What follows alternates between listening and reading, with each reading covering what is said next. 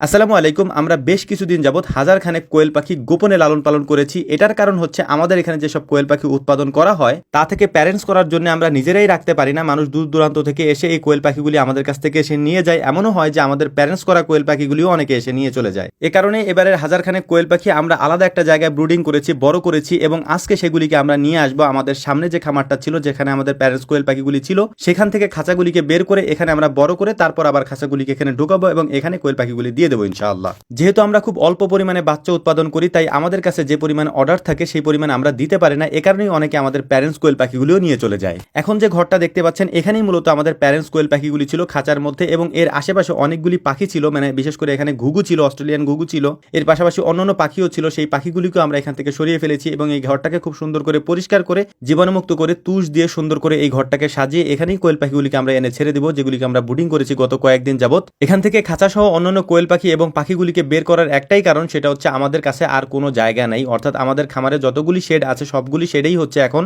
হাঁস, মুরগি এবং কোয়েল দিয়ে পরিপূর্ণ, যে কারণে এখান থেকে খাঁচাগুলিকে বাধ্য হয়ে আমাদেরকে বের করতে হয়েছে এবং এখানেই আমরা কোয়েল পাখিগুলিকে বড় করার চেষ্টা করব ডিম দেওয়ার আগ পর্যন্ত। ডিম দেওয়ার পরে মূলত ওই খাঁচাগুলিকে আমরা আবার এখানে নিয়ে আসবো, তখন ওই খাঁচার মধ্যে আমরা কোয়েল পাখিগুলিকে দিয়ে দেবো ইনশাআল্লাহ। এর পাশাপাশি আরো একটা বিষয় আপনাদেরকে বলি, এখন যেহেতু হালকা একটু গরমের সিজন, যে কারণে হচ্ছে আমরা পাখিগুলিকে নিচে দিয়ে দিব যাতে করে সুন্দর একটা আবহাওয়ার মধ্যে ওরা বড় হতে পারে। এর পাশাপাশি আমরা একটা গুরুত্বপূর্ণ কাজ করেছি এখানে, সেটা হচ্ছে আমাদের এই খামারের পেছন সাইডটা আমরা টিন দিয়ে একেবারে আটকিয়ে দিয়েছিলাম, যে কারণে এখানে আলো বাতাস তেমন একটা আসতো না। আমরা এর পেছন সাইডটা কেটে দিয়েছি, অর্থাৎ দেখতেই পাচ্ছেন যে পেছন সাইডটাতেও আমরা নেট লাগিয়ে দিয়েছি যাতে করে এখান থেকে আলো বাতাস সুন্দর করে আসতে পারে। এই কাজগুলি করার জন্যই মূলত এই ঘরগুলিকে আমাদেরকে খালি করতে হয়েছে। এখানে যে খাঁচাগুলি ছিল, কোয়েল পাখির খাঁচা বা এখানে যে অস্ট্রেলিয়ান ঘুঘু পাখির খাঁচা ছিল বা অন্যান্য পাখির যে খাঁচা ছিল, সেগুলি আমাদেরকে এখান থেকে বের করতে হয়েছে। বের করে তারপর এই পেছন সাইডটা কেটে এখান থেকে মানে মূলত টিন কেটে তারপর এখানে আমরা নেট লাগিয়ে দিয়েছি যাতে করে এখানে সামনে এবং পেছনে দুই দিক থেকে আলো বাতাস পর্যাপ্ত পরিমাণে আসতে পারে এবং পাখিগুলি খুব সুন্দরভাবে এখানে থাকতে পারে। তো যাই হোক, এই ঘরের মাচাটা যেহেতু আমরা কাঠ দিয়ে তৈরি করেছি, তাই বিভিন্ন জায়গায় ফাঁকা থাকতে পারে। এই কারণেই আমরা একটা চট দিয়ে তার উপরে হচ্ছে আমরা তুষগুলিকে দিয়ে দেবো, তার উপরে আমরা কোয়েল পাখিগুলিকে ছাড়বো ইনশাআল্লাহ,